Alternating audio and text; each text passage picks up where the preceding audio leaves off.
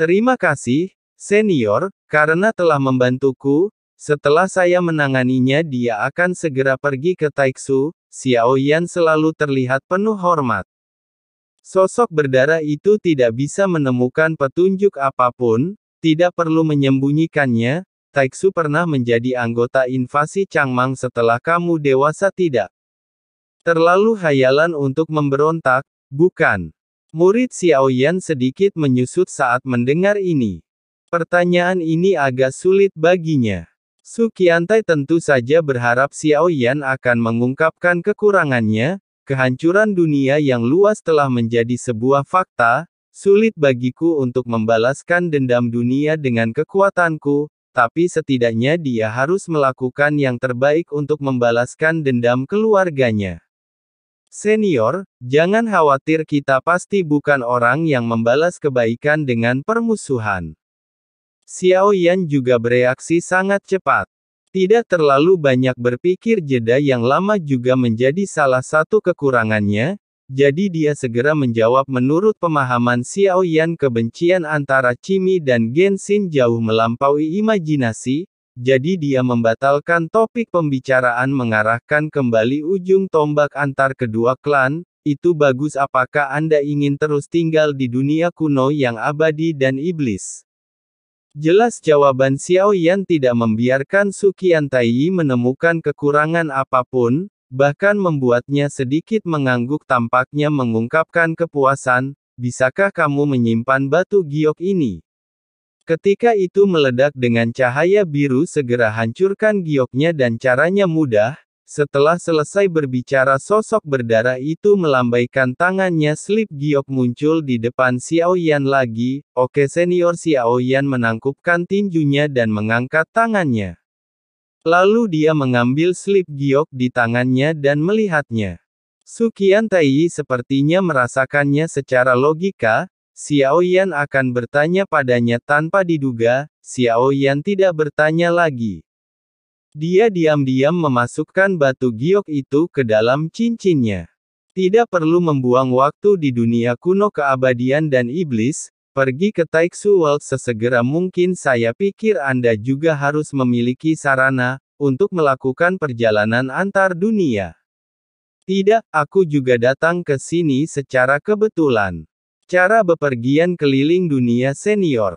Bisakah kamu memberitahuku? Godaan lain hanya tes seperti ini levelnya terlalu rendah untuk Xiao Yan. Itu saja. Setelah Anda selesai memproses, hancurkan saja token yang kuberikan padamu.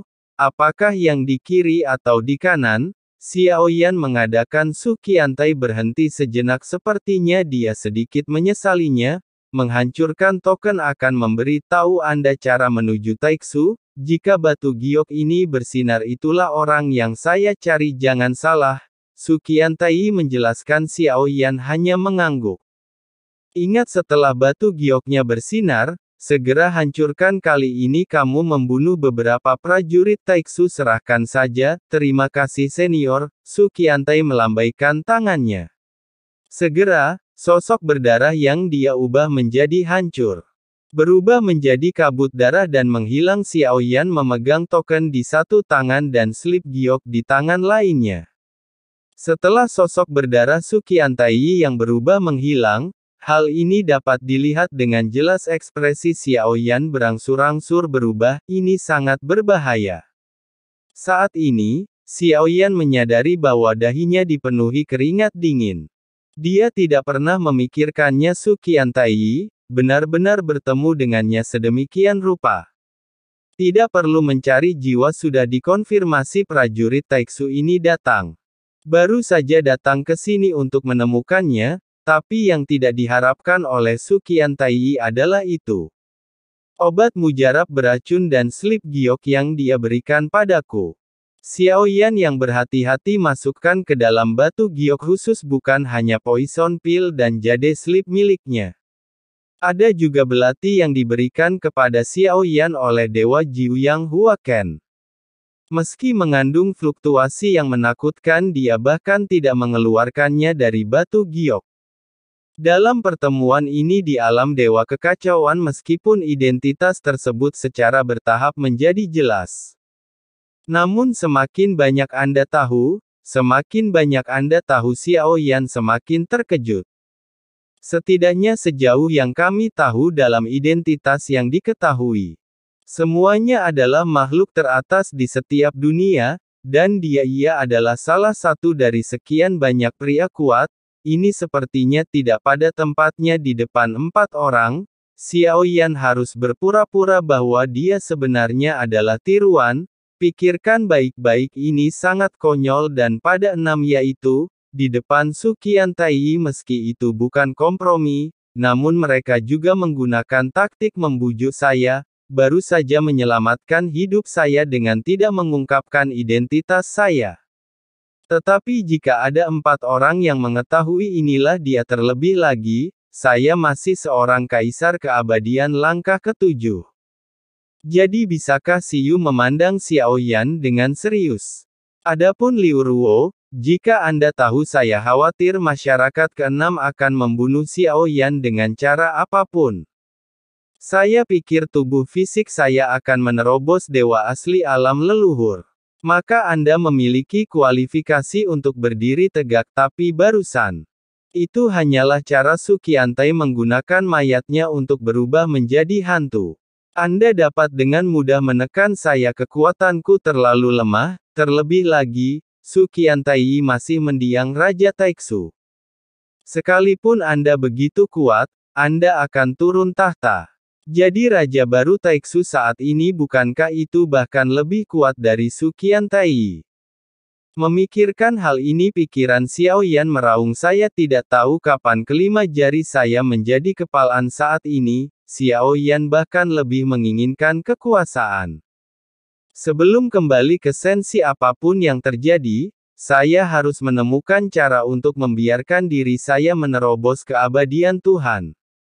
Jika tidak, bahkan jika kamu kembali, tidak ada gunanya. Musuh yang harus dihadapi masih terlalu kuat. Penampilan Su Qiantai hal ini memberi Xiao Yan rasa urgensi yang kuat lagi.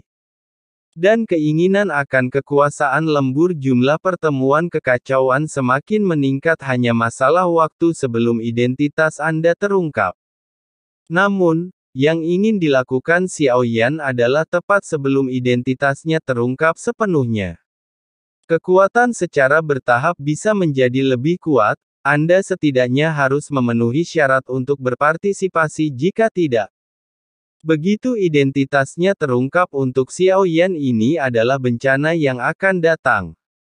Setelah mengumpulkan slip giok dan token yang diberikan kepada Xiao Yan oleh Su Qiantai, Xiao Yan melihat ke arah Tianjunzu lagi. Apapun yang terjadi, tujuan dari perjalanan ini adalah untuk merampas pilar Tianjun.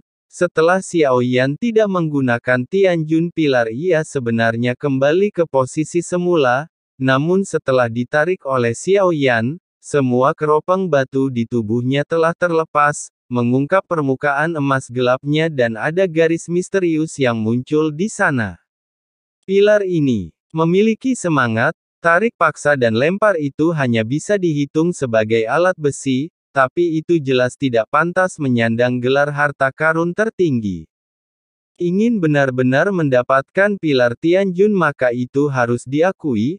Xiao Yan mendekati pilar Tianjun. Letakkan telapak tanganmu di atasnya. Perasaan dingin menyebar di ujung jari Xiao Yan. Lalu Xiao Yan perlahan menutup matanya. Kekuatan jiwa mencoba menjelajahi pilar Tianjun. Hanya saja Tianjunzu selalu memiliki kekuatan yang bisa mengusirnya.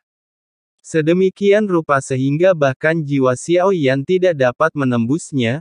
Aku tahu kamu punya semangat. Jika kamu tetap di tempat ini, kamu pasti menunggu dia. Tapi saya pikir tuanmu tidak akan datang mencarimu lagi. Tuannya telah hilang. Klan dewa yang asli telah layu. Dia tidak akan datang lagi. Jika tidak ada hal lain yang terjadi, pasti sudah masuk reinkarnasi. Anda tidak perlu menunggu dia lagi. Tidak bisa menunggu lebih lama lagi. Karena pilar Tianjun memiliki semangat, perlawanan saat ini itu tergantung apakah Xiao Yan bisa membuatnya percaya padanya.